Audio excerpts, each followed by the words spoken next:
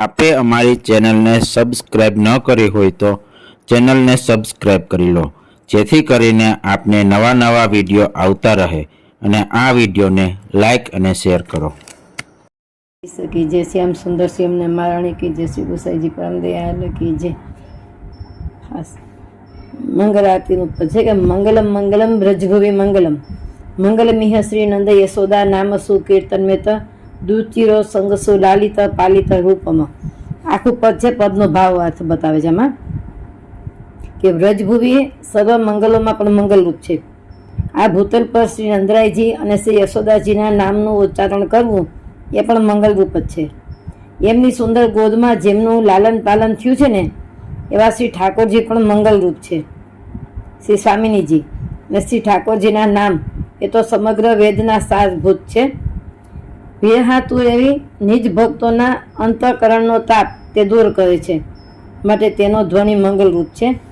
ગોપીજનો, ગોવાળિયાઓ, ગાયોના ધણ, હરણીઓના એવા ટોળા વગેરેના હૃદયમાં ઉછળતો ભગવદ અનુપમ હોય મંગલોના સાગરો લઈ આવનાર છે. મંદ મંદ હાસ્યવાળી શ્રી ઠાકોરજીની દ્રષ્ટિ ને વાણી એ પણ મંગલરૂપ છે. આપ જ્યારે બોલો છો ત્યારે આપની ઉન્નત નાસિકા એના પર બિરાજતા મોતીની ગતિ શોભાયમાન લાગે છે, એ પણ મંગલરૂપ જ છે. આપ જ્યારે વેણુનાદ કરો છો ત્યારે વેણુના છિદ્રો પર આપની કોમળ આંગળીઓ ફરે છે, એને લીધે એટલો મધુર નાદ થાય છે ને કે એનાથી મુગ્ધ બનેલ એવા વૃંદાવનમાં જન્મેલા મનુષ્યો, પશુઓ, પક્ષીઓ એ પણ મંગલરૂપ બની જાય છે.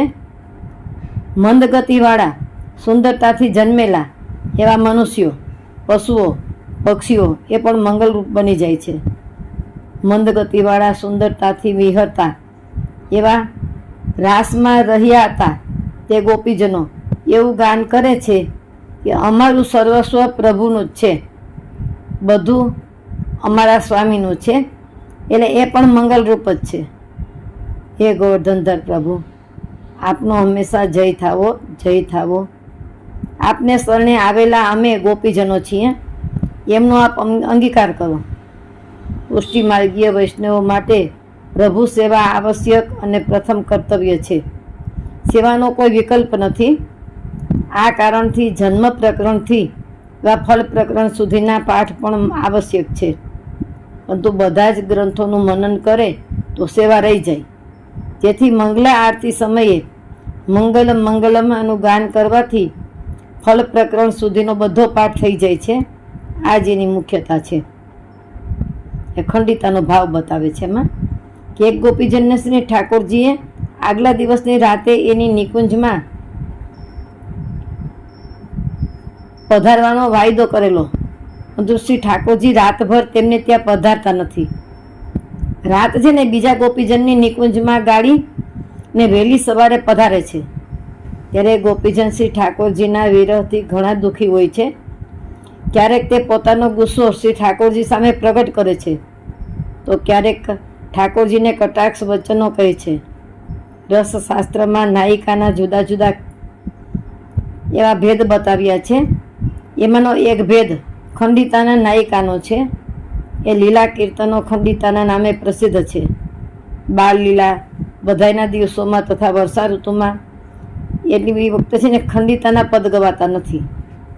એ ખંડિતાનું પદ બોલ કે મેરે આયે ભોર પિયારે રેન કહા ગમાઈ, કોન ત્રિયા સંગ બસ પરે મોહન, જાની ગઈ ચતુરાઈ, બીના ડોર હિય હાર બિરાજત, નખ ક્ષત દેખ દિખાઈ, શ્રી વિઠ્ઠલ ગિરિધર વાહી પે, યાવક પાગ રંગાઈ. આમાં ભાવાર્થમાં કહે છે કે ગોપી છે ને શ્રી કૃષ્ણને ઠપકો આપે છે, હે પ્રિય, આપ તો મારે ઘેર સવારે જ પધાર્યા, તો આખી રાત ક્યાં વિતાવી તમે કહે? હે મોહન, કંઈ પ્રિયાના સંગમાં વશ થઈને રહ્યા હતા કે આપની ચતુરાઈ હું સમજી ગઈ છું. તમારા ગળામાં દોરી વિનાની હારની છાપ બિરાજે છે.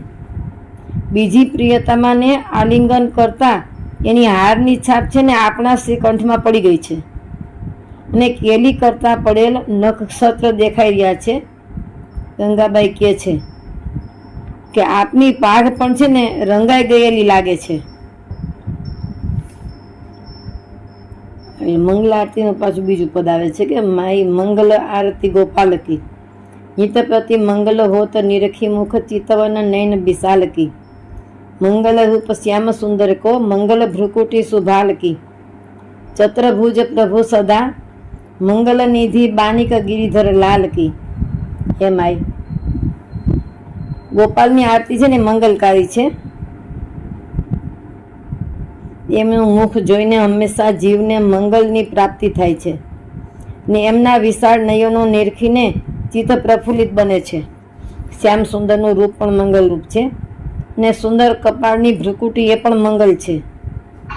ચતુર્ભુજ દાસ કહે છે કે શ્રી ગિરધરલાલની વાણી પણ સદા મંગલ નિધિ રૂપ જ છે.